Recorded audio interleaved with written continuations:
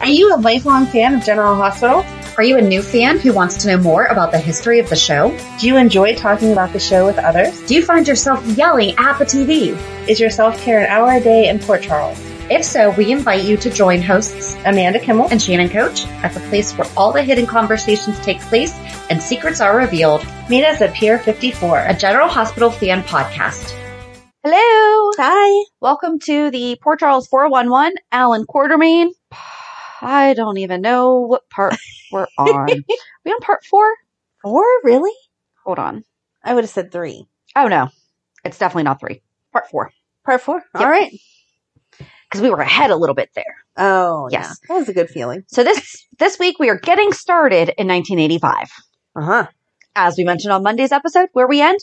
Who knows? Nobody knows. It's a fun game. It is. Let's see where we end up. Exactly. Because according to General Hospital Fandom, here's the whole blurb.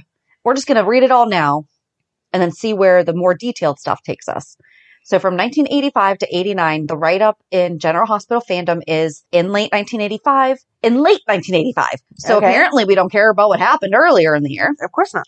Monica had an affair with Jimmy Lee's business partner, Sean Donnelly. Ugh. When the deal goes bad, Sean bankrupts the Quartermaines and Alan blames Jimmy Lee while Monica forces them out of the mansion. In a scheme to get the family fortune back, Alan fakes his death, frames Sean for his murder, and disappears to Pautauk, New York, where he lives under the alias Simon. He has a brief fling with country girl Charity Gatlin. After a bump on the head lands Alan believing he really is Simon, Monica realizes how much she loves him and they reunite. In 1988, Monica beats out Alan for chief of staff position at GH. However, the job proves to be too much and Monica quits, briefly leaving town to stay at a spa. Meanwhile, Alan tracks down Tracy's son, Ned Quartermaine. Wow. And that's when Ned was working at the spa.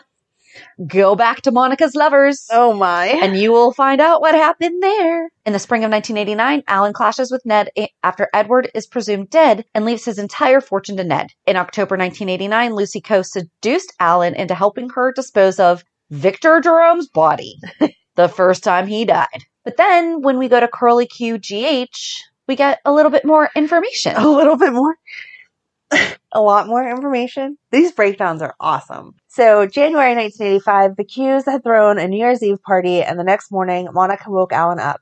He has a hangover. They fight over each other's New Year's Eve behavior, but later end up in bed. We should be keeping track of all of his hangovers. No, I think we're on at least 5. No, the fights? How many fights land them in bed? It's okay. like that's just the natural. It's like they have to fight in order to end up in bed.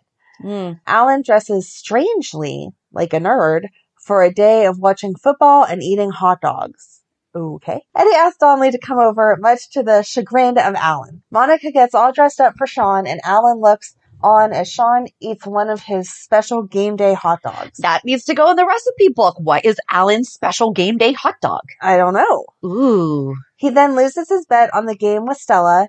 Nothing is going Alan's way. Again, another name being reused. Now, this is not Aunt Stella. No. This is, I don't know, Stella. There's Stella. That's a good name. Later, Sean takes Monica to dinner at the Floating Rib, where they dance together. Days later at GH, Monica lets Amy have it about her gossiping. She and Alan are in a fight about Sean Donnelly. Alan believes Monica is throwing herself at Donnelly, and he is jealous. She assures him that she is not interested in Donnelly. It's a funny day at the hospital as Monica finds creative ways to walk out on Alan when he keeps wanting to talk to her. However, she has been asked to flirt with Donnelly to get info from him. Alan is trying to pick a picture for when he wins Doctor of the Year award from the medical journal. Alan and Monica decide to have a quiet dinner together. Oh, there they didn't fight.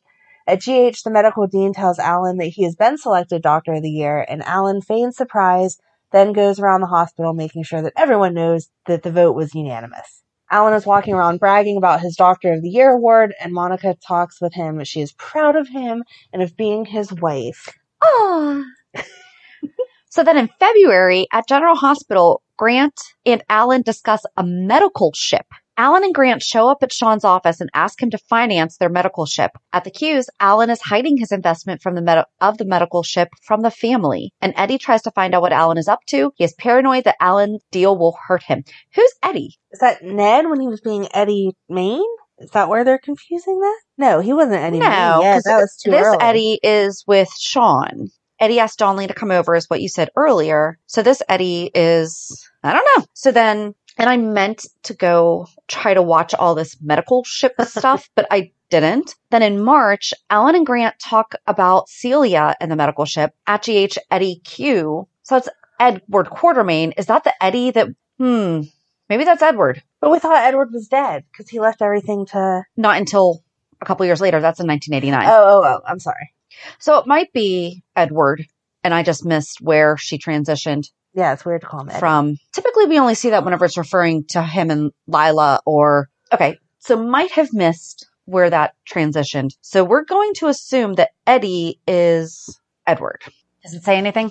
It didn't. Okay. All right. So back to March. So at General Hospital, Edward is looking for Alan and Monica. They conspire to get Grant and Celia back together. They execute a plan that ends up with Grant and Celia having dinner together. Grant tells Celia that without her, he's losing his identity. That sounds unhealthy. Yeah. And then he tells her about his new business venture with Alan. And later, after Grant leaves, Monica shows up and Celia tells her about the medical ship. Monica tells Edward, who's furious with Alan, because remember, he was keeping all of that a secret. Yep. Alan is so busy on his medical ship paperwork that he doesn't have time for Monica. Yay, technology. Monica therefore ends up eating with Rick and complaining that she is bored with the routine of her life. That's not an open invitation for something bad to happen. Yeah. In April, Alan meets with a medical ship representative. At GH, Alan tells Monica that he has another late business meeting. He asks Rick to take Monica home, which is not a good idea, where they have a drink together at the Q Mansion. Edward and Lila interrupt their moment together. Rick leaves, and Edward laments spending too much money in New York City. Alan comes home, but all he can think about is business. Felicia tells Frisco that she has a job interview with Alan. Alan hires her to organize his medical ship office and paperwork and shows her a very cramped office space at GH. Frisco shows up and is going to help her with the computer, but he is clearly uncomfortable as she gets very close to him and he leaves. So I'm assuming that's when they were not together then? I would guess based on the uncomfortableness. Does Frisco really have more experience with a computer than Felicia does at that point? Because I don't know that would necessarily be correct. I don't know. But anyway, later Rick talks to Monica about their mutual vulnerability, that they need to be careful, and back at GH, Alan asks Monica for a date. Well, it's about time. Alan and Grant discuss putting more men on the medical ship project so the ship can leave on time. In May, at GH, there's a new intern, Kevin, who talks to Felicia about the new medical device that stimulates muscles. I don't think that's our Kevin. I don't think so either. Everyone gathers around and watches as the machine helps Tony. Alan helps arrange to get the device to GH, and Monica is very proud of him. Money must not be as important to Alan as medicine is. Well, I would hope not. May 30th, Grant and Alan are excited because the medical ship is scheduled to leave the following day. Jimmy Lee admits that he is jealous of Alan's new business venture. Alan tells Jimmy Lee that Grant used his forklift. He is furious, and he and Grant have it out. Don't touch my forklift, man! All right. These men will fight about some crazy stuff. In June, Alan and Grant are furious about Robert placing the ship in quarantine. At some point, it was allowed to leave, and Grant and Alan find out that the medical ship's sales were more than expected. They are thrilled. A party is organized in the hospital cafeteria to celebrate. Then in July, Alan goes to see Sean and Grant about the change of plans for the medical ship. Sean invites the Qs on a train to meet the ship. What? Now we have a train station in Port Charles that we don't know about? Woo! Alan was not okay with being left out of Sean and Grant's meetings. Ooh. Da, da, da. Dan tells Alan that General Hospital is looking to hire Buzz Stryker to be Steve's new assistant. Is he related to Buzz Lightyear? It's his dad. Sorry. Alan finds out that Jimmy Lee knows Buzz from his hometown. Alan gets word that he has to go to Washington to help Steve and dashes Monica's hopes of coming with him. When Alan gets back, he meets the perfect Buzz Stryker and isn't comfortable with how cozy he is with Monica. In August, Grant tells Alan that he is stepping away from the hospital ship committee. Monica shows up at a spa hoping to see Buzz. Alan joins her and ruins her plans a bit. Edward gives Alan some advice. Flirting with some young nurses should get Monica's attention. Alan's plan does not seem to faze Monica. I'm going to start hanging out at the spa. She Seriously. hooked up with Ned at the spa, then she's going to the spa to find Buzz. Yep. Alan gets caught by Monica in a linen closet flirting with a student nurse. Alan and Monica argue but agree to work on their marriage. Alan and Monica arrive home to see Lila on her way out to meet Edward on his vacation. And then Alan and Monica have a romantic evening together. In September, Alan visits his old college friend Arthur Fairchild at GH. That doesn't feel like visiting, but okay. Arthur, knowing that he is dying, encourages Alan to not let life pass him by. I guess if you're going to visit a friend that's admitted, that's visiting. I guess. Just the way that says it, though, at the hospital is how I would have said it. Like, GH makes it sound like you're going somewhere. Anyway, okay. Florina joins Alan and Monica for dinner, but Alan shows up at home drunk. In October, Jimmy Lee calls a meeting with Alan and Grant about the hospital ship, which is in disarray now that Sean has been arrested. Jimmy Lee, Alan, Grant, and Edward learn that Sean's power of attorney has been given to Felicia. She is the boss now when it comes to the hospital ship. You go, Felicia. I was going to say, I'm like, I really want to watch this whole... Have you been aware of this whole hospital ship project ever? No. Okay. In November, Monica gives Alan notice to stop fooling around behind her back, and Monica tells Rick that she thinks Alan is having an affair and she doesn't really care. Uh-oh. Well, then why'd you tell him to stop? Okay, then. I think you do care, Monica. In December, Jimmy Lee, Edward, and Alan plot to take over Sean's shipping business. Alan overhears Sean flirting with Monica outside the door. When Monica steps out, Sean is able to steal some drugs from the cabinet. Monica taunts Alan about the boathouse incident. Sean witnesses the argument. Monica later agrees to go to dinner with Sean. Edward and Alan speculate about Sean's fate. If he should be rendered physically handicapped, bankers may see his credit in a tarnishing light.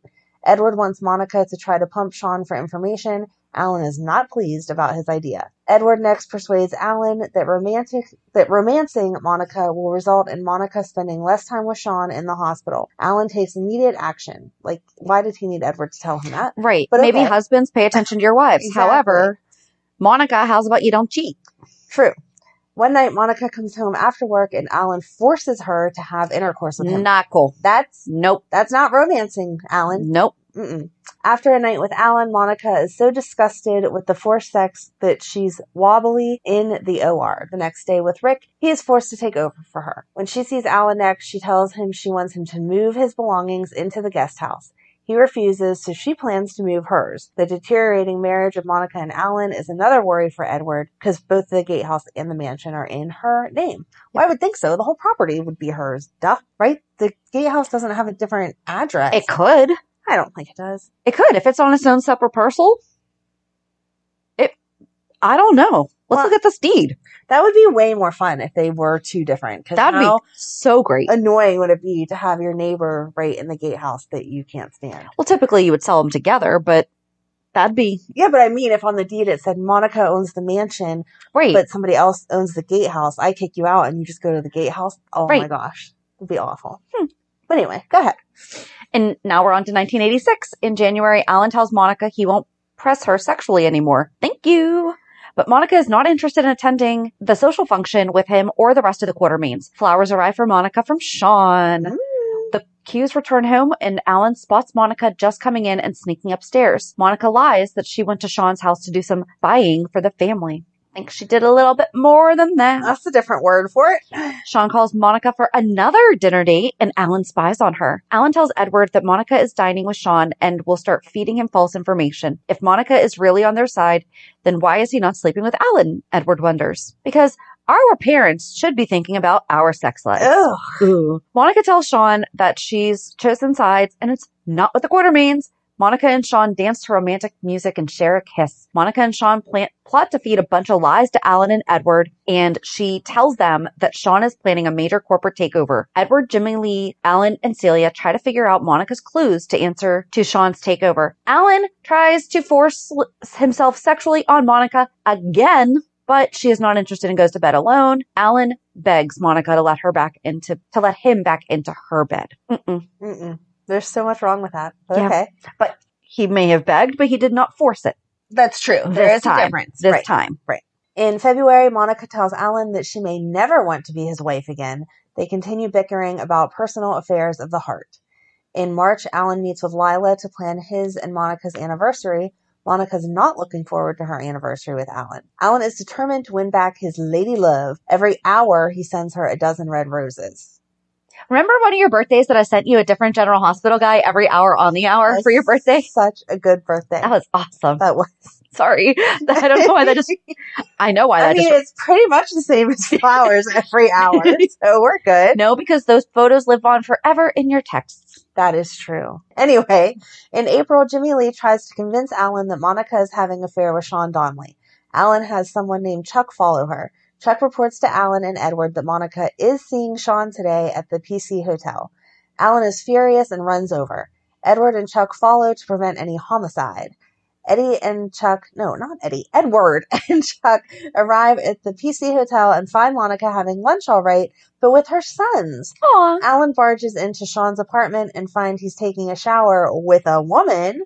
Sean walks out of the bathroom with a woman named Wendy, and Alan, with his foot in his mouth, apologizes profusely and leaves. The next day, Alan and Monica are having breakfast at Kelly's, get into an argument when Sean arrives complaining about the incident in the hotel last night. Monica storms out on Alan, pushing him further out of the picture. Monica tells Sean she's come to the momentous decision to divorce Alan. Sean is less than enthusiastic about the prospect of Monica being free for him.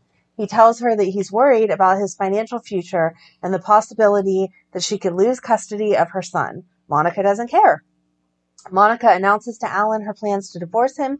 He thinks he can make her come back to him by moving the family into a new house for which they will pay with their killing on the Donnelly/Cassadine stock. I misread that. And I was like, why are they killing Donnelly? No. The pay from the stocks. The stock. The house costs $3.2 million. So I did a conversion. It is $7.9 million in today's money. Wow. Because I had to know. Of course you did. Monica tells Alan to go to hell and don't even think twice about getting custody of her son. Rick comes by the mansion to try to get Alan and Monica to patch things up for the good of GH. Monica meets Lila and Alan and Edward at ELQ. Edward informs Monica that the stock for the Donnelly/Cassadine is going public today. Alan gets a call from their broker. Dimitri Cassadine has fled to Brazil. The stock is worthless. The Qs are flat baroque. Monica is stunned. Lila, Alan, and Edward are poring over their losses. Jimmy Lee is informed of their newly lost finances. Alan yells at Jimmy Lee and blames him for losing their money. Jimmy Lee punches Alan in the jaw, because that's how we solve problems. I'm still confused by how they blame Jimmy Lee for this when they all were together in it. Yeah. I don't know. I mean, obviously, if they were spending the money, they were in on what was going on. Alan consults with Chuck. He's still trying to get the goods on Monica. Edward is in Southampton trying to sell their old mansion. Alan wants him to purchase the old Southampton mansion. Amanda tries to buy Lila's jewelry, but Monica stops her by bidding over what Amanda offers. I mean, that does sound like something I would do. So I like who's Amanda? I don't know, but I like... You have more money than a Quartermaine. She's mentioned in the 90s research also. Cool. And so I don't know who she is, but I like that. I'm going to say this before I read more about her, that maybe we have some similar traits. Not the money, but the wanting the jewels. Monica may have saved the family jewels, but Lorena is still harping on her and threatening to expose her love affair with Sean. Lila warns Monica that if she tries to divorce Alan, it might rekindle old feelings of the homicidal temper he has. Why are you threatening her? Right. I don't know. That is a very threatening statement. Please don't tell anyone that. So then in May, Derek Barrington arrives at the Quartermaine mansion with an offer of $1.7 million for the gargantuan new mansion they've bought. The offer is firm until Lila announces a surprise call from an estranged Celia, who says she wants to move back to Port Charles and can spend $2.5 million on Edward's white elephant. Derek ups the ante to $2.7 million, Celia to $3 million, Derek to $3.1 million. Celia decides to withdraw her offer. After Derek leaves with the house he wanted, but not the price he wanted to pay, Lila spills the beans that Celia never called. It was Alan on the phone the whole time. Monica tells Sean that she can't see him for a while. Alan tells Monica that he increased the life insurance policy in case anything happens to him. And Monica agrees to let the Quartermaines live in the mansion, at least until summer. Edward tries to get Monica to finance a new business proposition. And then, forced by Monica, the Quartermaines have to move out of the mansion. And not only that, but she's filing for divorce. The Quartermaines make the only home they can under their budget at Kelly's Diner. Yay. Where Spencer should be living. Yes. Alan gives Monica a hard time when they have packed all their bags ready to move. The mansion is all Monica's. Monica is really worried about Lila, but Alan laughs at her concern. Alan wants to win Monica back, but Monica is entertaining Sean at the mansion. Sean gifts Monica with some expensive gifts of clothes and jewelry from a Hong Kong sale. You know, not Macy's or Penny's. From Hong Kong. Monica feels guilty and can't accept them. Monica wants Sean to level with her. Is he trying to buy her affections? Yes? No, because he didn't want her to leave Alan, so he just wants her as a side thing. So yes, he's still trying to buy her affections. No, he was being nice to her because she's a good side piece. That's what I'm saying. He's still trying to keep in her good graces by buying her presents. But they were already in each other's good graces because she keeps inviting him over to the mansion. I don't feel like he was buying her off. I feel like he was just being nice. Later, Monica apologizes to Sean and feels bad about her family being broken while she's living the life. The duo are just ready to make out when Alan shows up and is furious when he sees them kissing. Were they kissing or were they not? Because they were just about to make, I guess you could kiss before making out. That just leads to the making out. There you go. Finally seeing with his own eyes of Monica's betrayal, Sean and Alan are about to tear each other apart when Monica breaks them up. Alan gets start on his divorce and begins to look for witnesses that may have seen Monica in Sean's arms. Monica tells Rick of Alan's plans for divorce. So back then you could be at fault, I guess. Yeah. I don't know if New York is currently a no-fault state or not, but most of them are. Not a clue. In June, Edward gets a telegram addressed to Alan. Snoopy Edward opens it and shows Alan. It's from his marriage counselor. He should show the counselor that Monica is really a tramp, and he's got a great chance of winning his case. Rick tells Monica that she should go to the marriage counselor that Alan has arranged. It's in her best interest. During the session, Alan and Monica begin almost immediately arguing in front of the counselor. Monica is shocked when Alan is asking for alimony. Monica and Alan begin a furious argument. The counselor gives them a soft baseball bat. They each go at it, pounding the daylight out of each other. I feel like that could be a lot of fun. It's a good stress reliever. Can't hurt anyone. Alan and Monica have their second session with the counselor. Alan and Monica argue over the custody of their respective children. The discussion turns into another argument, and Alan calls Monica a tramp. That's not going to get you anywhere. Nope. Alan and Monica are back for another round of marriage counseling. At Kelly's, Alan and Edward plot to catch Monica in a tryst with Sean. Alan and Chuck uncover a harem tent and all the surroundings in the penthouse. How do you discover that? Okay. What's a harem tent? Hold on. Like the tent that the harem's in. I don't know how else to describe it. Hold on. All right. Okay, so it's like the stereotypical thing that you would see. The harem makes out in exactly how I described it. If you're thinking it's like peaked in the middle and it's like all flowy. Tent. Yeah, but like tiny. Right. And kind of elegant and wavy and stuff. Then yes, that is correct. Exactly. Okay. I don't know how else to describe it. That was a great description. Was that a good description? I feel like the inside looks like the inside of Jeannie's bottle on I Dream of Jeannie. Yes. Okay. The outside, it does not look like a bottle. No. Okay. Alan can't believe Monica has fallen for such a corny environment. Monica tells Sean that she fears Alan and Edward are plotting something. Chuck and Alan are still outside the penthouse while the two lovers get dressed up in their harem outfits and are about to make love. Why would you put on a harem outfit to just take it off? But okay.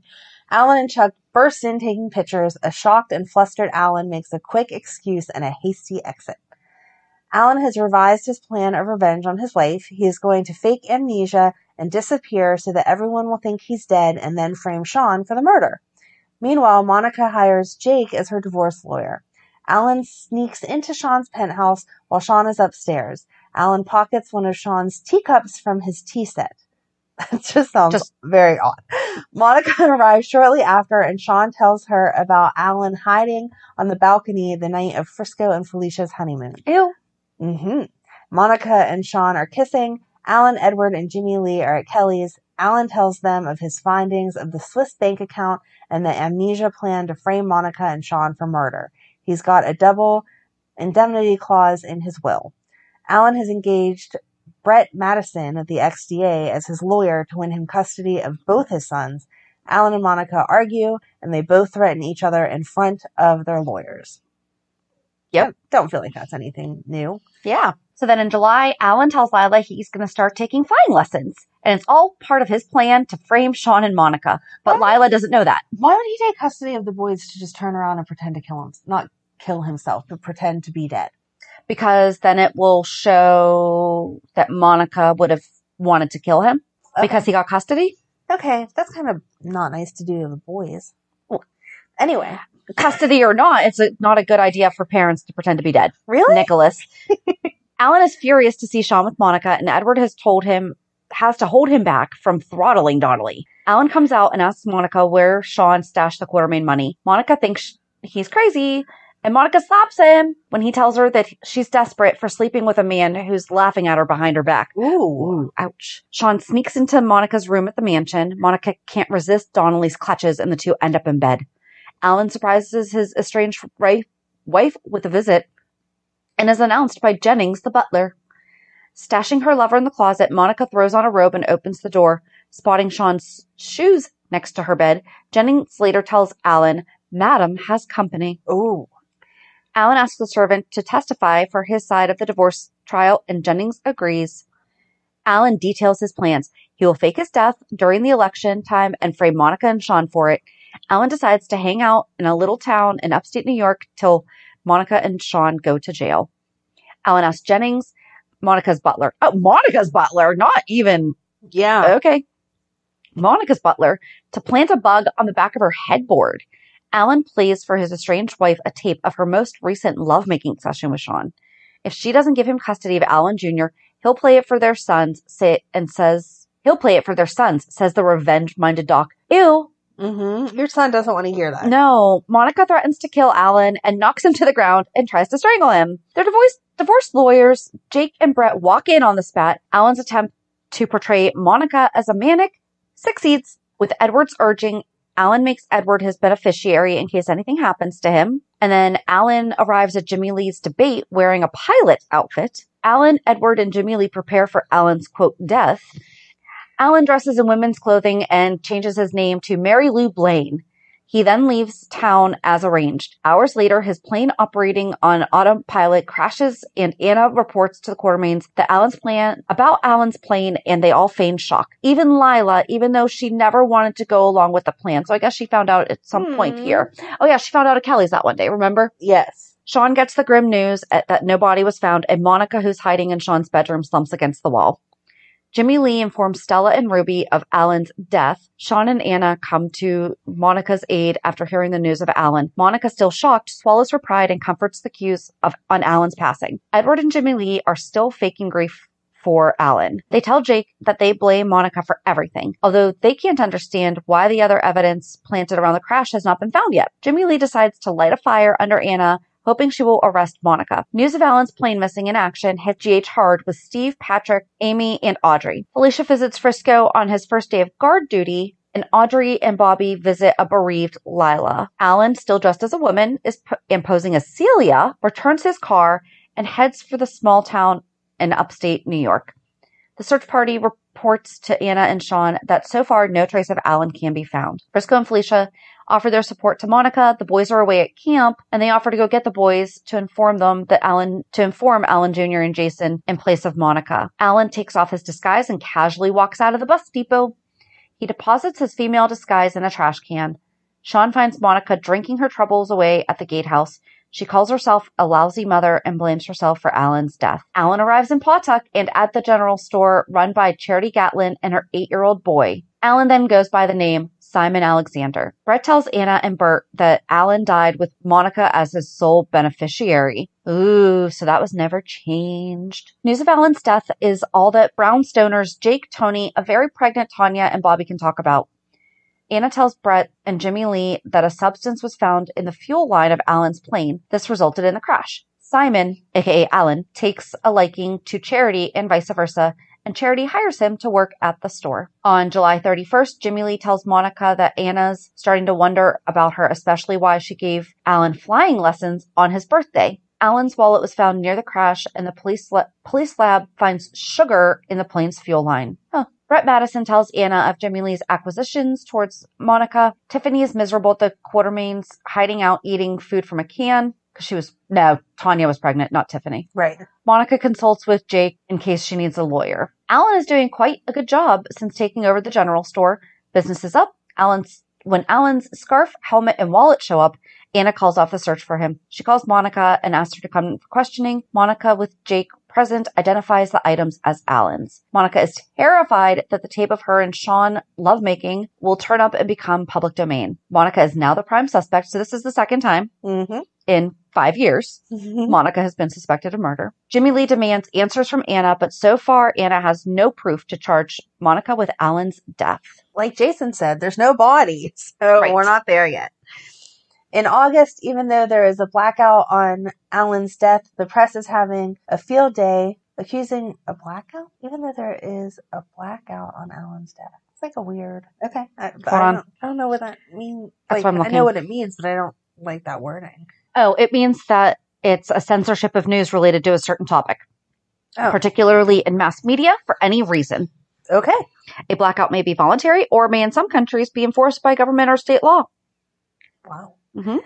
All right. Even though there's a blackout on Alan's death, the press is having a field day accusing Monica of murder. Sean argues with Anna that Monica wouldn't have the technical know-how to sabotage a plane, and Anna says to Sean that he does. He is familiar with the way Alan's plane crashed. A cup of sugar breaking in the gas tank on takeoff, and Anna remembers such a cup belonging to the set that Sean has on display in his penthouse.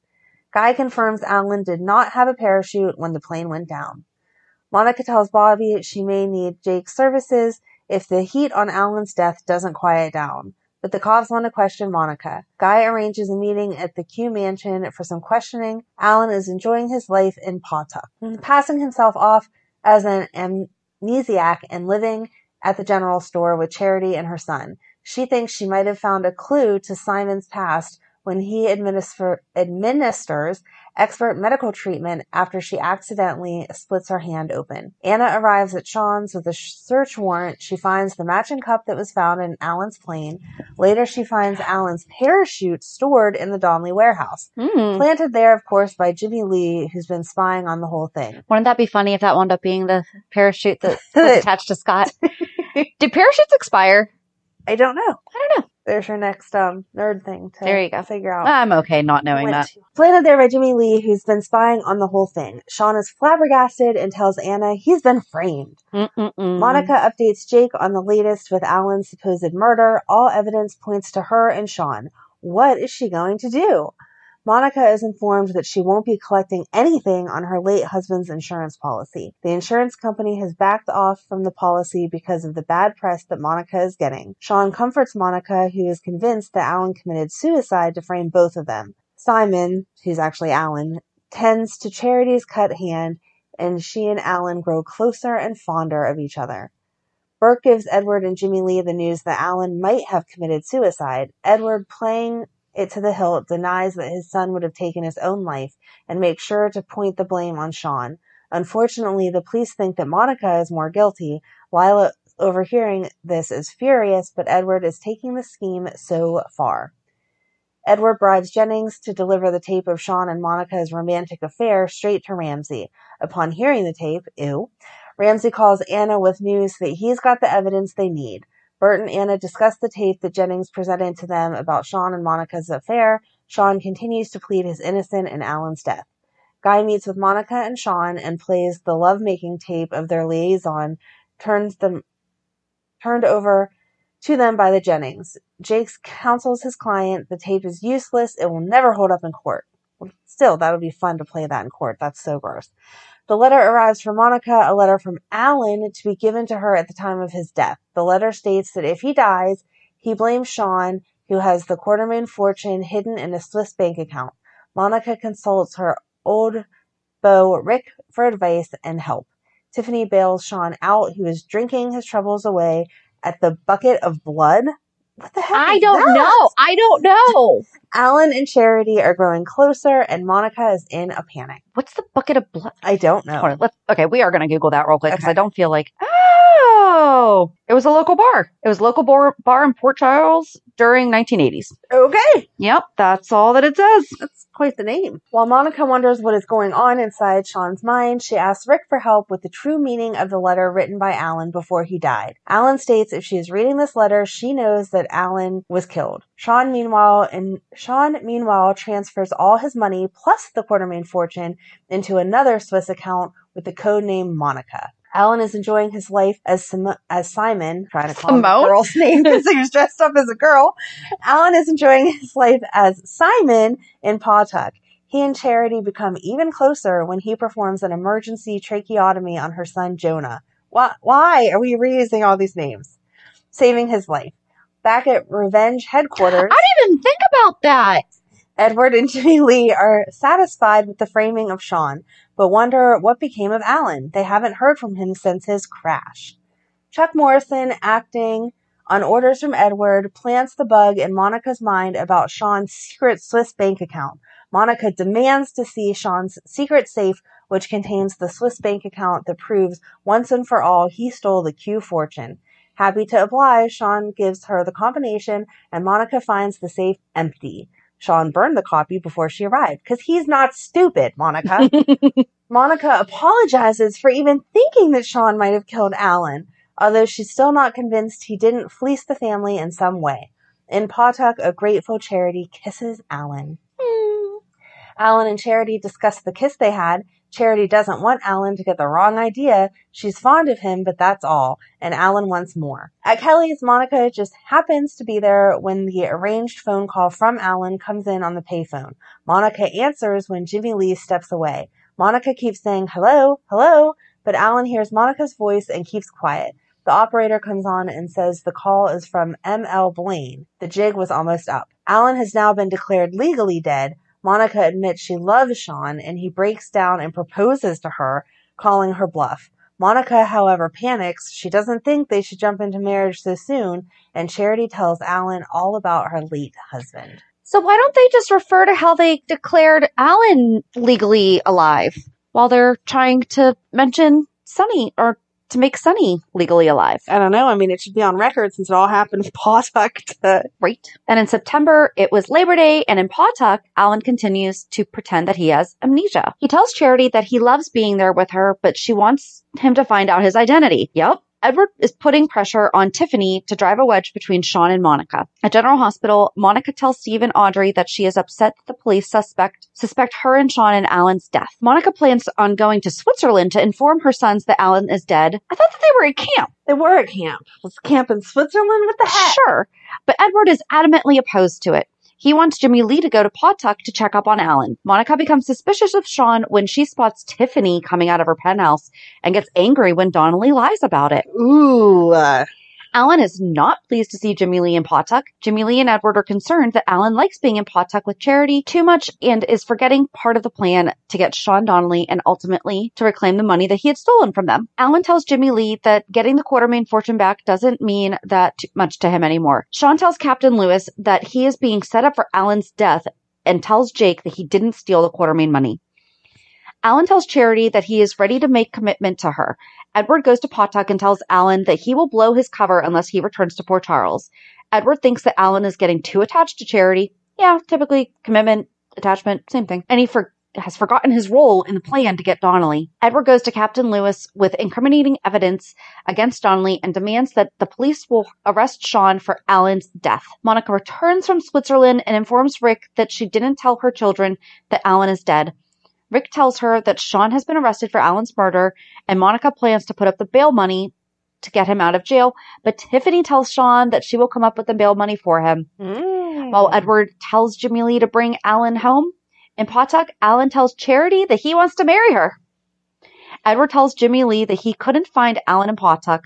Without Alan, they won't be able to get the Quartermaine money back from Donnelly, and Charity gets jealous when another woman flirts with Alan. In October, expecting to meet Alan at Kelly's, Edward intercepts Alan before Monica, Sean, and Jake to see him.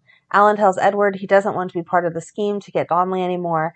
Alan wants to start a new life with Charity and Pautauk, but Edward threatens to have his medical license revoked if Alan doesn't help get their money back. But he doesn't need it if he's running a general store. True. Okay. Chuck Morrison advises Monica to go to the general store in Pautauk. Monica is stunned to see Alan in Pautauk. Alan wants to know if Edward sent Monica to see him in Pautauk. Edward thinks that Chuck Morrison is the one who told Monica that Alan was really alive, which he obviously did. Yeah.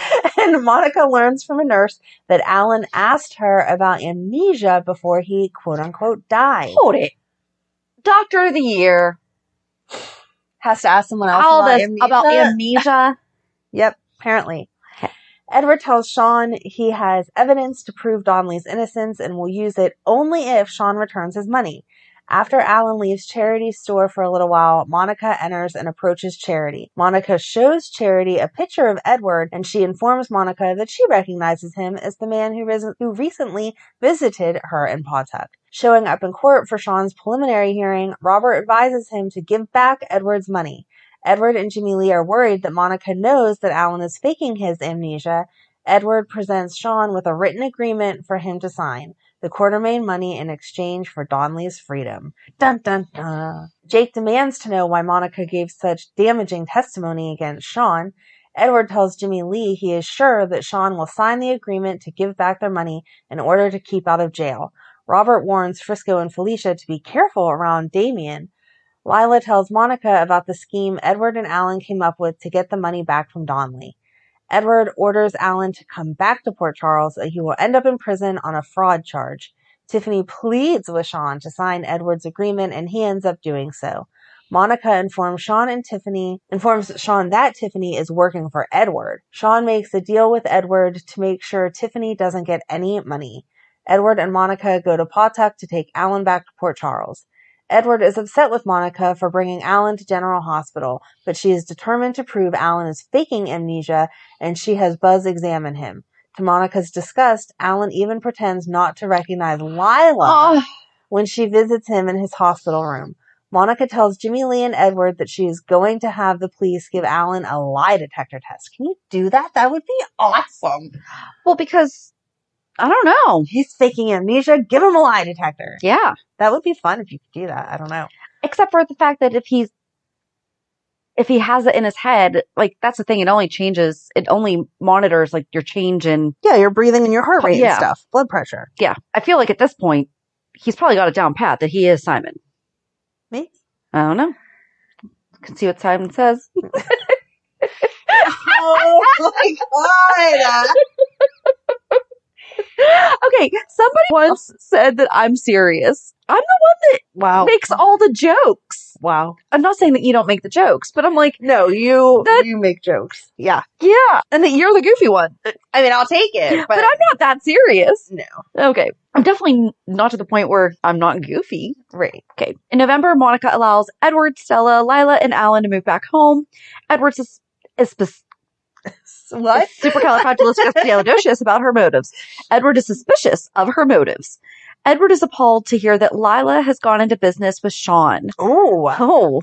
Monica tells Jimmy Lee Holt and Edward that she is going to prove that they had conspired with Alan's Amnesia Act. Alan tells Charity that he wants to go to Pautauk and be with her instead of his family. When Monica arranges for her and Alan's children to greet him, his Amnesia Act is exposed. And Alan tells Monica that he wants a divorce. That's something else we should be tracking. How many times did they threaten divorce? Because so far they haven't. Nope. Edward wants guardianship of Alan's money, but Monica talks the judge into making her and Alan co-guardians. Edward co-guardians. Alan's returned to Pautauk. Alan returns to Pautauk, but he can't find Charity. She has gone to the Quartermaine mansion and is stunned to discover that Monica is Alan's wife. Monica informs Charity that Alan is faking amnesia, but Charity doesn't want to believe it. I feel like I would have discovered the fact that Monica was Alan's wife whenever she went to Pautauk. Right. As Monica and Edward argue over which one should be guardian of Alan's estate, Alan declares that he knows who he is and is capable of taking care of his own money. Alan tells Monica he is a changed man because of Charity. He no longer desires to chase women. Ouch. Wow, I would punch him for that. Sorry. Alan and Jimmy Lee go to Pautauk for him. Alan wants Jimmy Lee to check on Charity and see if she's doing okay. I think he does more than that. Okay. In December, Alan confronts Jimmy Lee about his growing closeness to Charity. Bert Rancy is being transferred to a state hospital, and Anna wishes him well. Jimmy Lee tells Charity that Alan is not the kind of man she thinks he is, and Alan wants to be with Charity, but she tells him that she won't have anything to do with a married man. Good for you, Charity. Yeah. Sandy overhears Alan tell Monica that Jimmy Lee is in Pautauk with Charity. Sandy goes there to try to get Jimmy Lee to return with her to Port Charles, but he tells her no, he is happy where he is. Jimmy Lee Jimmy Lee makes it known to Charity that he is interested in her. Monica refuses to give Alan a divorce. Alan tells Monica that he is going to Pautauk to spend Christmas with Charity, but it is a shock to Alan when Jimmy Lee and Charity show up at the Quartermaine mansion to inform him that they have both gotten married. Oh, I'm assuming to each other. The way that says that's kind of weird. it does, yes. Charity tells Jimmy Lee she doesn't care about his money. She just wants to be happy, but Jimmy Lee is determined to get money owed to him from Edward. Alan informs Jimmy Lee that Edward doesn't want to see him. Monica tells Alan she is tired of the fighting in the family. She and Lila offer to give Jimmy Lee the money he wants to leave town. Alan reads a goodbye letter to Jimmy Lee that was written to him by Edward. With the letter is a check that Edward has given to Jimmy Lee with enough money so that Jimmy Lee will be able to buy the farm that he wants. And that's it for 1986. So Edward did give money at one point. Yeah. So why are we fighting about it now? Come on. Because he didn't leave him in his will. But he gave him a chunk of change. And it seemed like he just wanted to be with Charity, so he's happy. Why are you still yelling about stuff? He's not. His son said that he's doing it for his dad because his dad did care. I think it was more that he cared to continue to be acknowledged. Not necessarily the money. Austin has said repeatedly, it's not really about the money. It's about the acknowledgement that. Right. Yeah. So, okay. We have said this now a few times, but we're going to end here. Yep. Promise. Next week is going to be 87 through 89. I mean, that's the only way to keep them within a reasonable amount of listening right, time. because we could have done heavy it all in one. Yeah. Absolutely, but that's a heavy storyline. No one wants to hear a 6-hour podcast. We went through the medical ship and Jimmy Lee. Right. Or Charity and the amnesia story. That's enough for today. Yep. Next week, we'll just wrap up because there's not really a lot, I think, in like 87 and 88, but then there's some heavier stuff in 89. Okay. So, okay. We can do it. We can do it. We can do it. We can do it. We can help her. What is that even from? Cinderella. How? You have it's kids. We can do it. We can do it. We can do it. We can help her Cinderella. We can make her look so pretty. There's nothing to it, really. Okay. You're tired. You're correct. You're correct. Put some ribbon through it. You're correct. I know. We have talked. I know my mice songs. I still haven't been able to. And I know my Beatles too. That's true. I still have not been able to find information on the person that wrote the Thingamajig's Christmas so that we can actually have Madeline read it. But as it's getting closer to Christmas time, it's in my head. And so today, Megan said something about one of the kittens and I started reciting it and Ryan does not know that story. And so he's like, are you okay? Are you having a stroke? Like, what is wrong? And I was like, oh, Madeline and I are going to recite this every day for the next 2 months. Get used to it, buddy. Anyway. All right. So join us on Monday. Monday. For the weekly recap. Yep. That's what happens then. We're going to talk about this week's shows. So have a good weekend. And we'll meet you at the pier. Bye. Bye. If you enjoyed today's show, we invite you to go to peer54podcast.com to subscribe on your favorite platform. Don't forget to leave us a review. And you can also follow us on many social media channels. Just search for Peer54 Podcast. Also, we are not perfect, so if there is something that we missed or messed up, just let us know by emailing us at peer54podcast@gmail.com.